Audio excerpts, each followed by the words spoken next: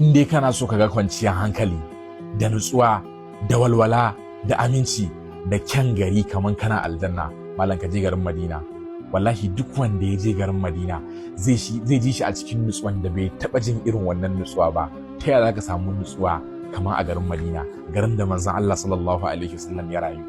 Idan ka je garin Madina zaka ga kwanciyar hankalin da baka taba ganin irin ta ba. Kai hatta tsuntsayen da suke cikin garin Madina hankalinsu a kwance yake, a natsaske, saboda sun ga garin shugaba, garin Annabi Muhammad sallallahu alaihi wasallam. Hatta dabbobin da suke cikin garin Madina idan ka gansu sai ka gansu a cikin nutsuwa, ka gansu suna walwala saboda tsabar nutsuwan da suka samu a cikin garin Madina. Malam idan ka je garin Madina duk shedancinka wallahi sai ka nutsu, duk rashin kwanciyar hankalinka sai ka samu kwanciyar hankali, sai dai in baka shiga garin Madina ba.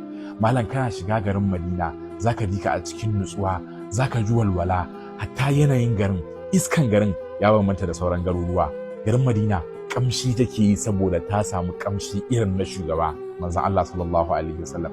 Ta yaya zaka samu garin da ya kai garin Madina, garin da manzon Allah sallallahu alaihi wasallam ya rayu, garin da ta ga murmushi irin na fuskar manzon Allah sallallahu alaihi wasallam, garin da ta ga kyakkyawan kira da dararren kira irin na manzon Allah sallallahu alaihi wasallam, garin da ta ji kamshin turare irin kamshin turaren manzon Allah sallallahu alaihi wasallam, garin da manzon Allah sallallahu alaihi wasallam ya zauna a kai, ya yi fitsari a kai, ya yi bacci a kai, zufan shi ya zuba a kai, ya wato jikin manzon Allah sallallahu alaihi wasallam ya ga garin Madina, manzon Allah ya rayu a ciki. Sannan kuma mafi girma, manzon Allah sallallahu alaihi wasallam yana kwance a cikin ƙasan garin Madina. Wallahi babu ƙasa mai tsarki kamar ƙasan garin Madina. Shi yasa al-Imam Malik ya kasance idan ya shigo garin Madina ko kuma idan yana garin Madina baya yawo da takalmi a kafin shi.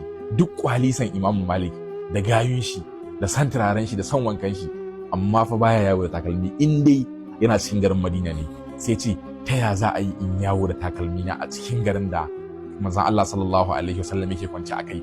Ta ya zan taka kasan da manzon Allah yake kwance a kai in taka da takalmi na? Yace wallahi Maliku bai kai wannan ba.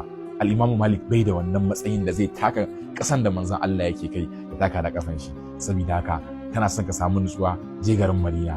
Kana son ka samu kwanciyar hankali, je garin Madina. Kana son ka ga walwala kaman kana aljanna, je garin Madina. Kana so ka ji jin daɗi, je garin Madina. Kana so ka ga nutsuwa wanda har dabbobin da suke wannan gari suna nutse, ka je garin Madina.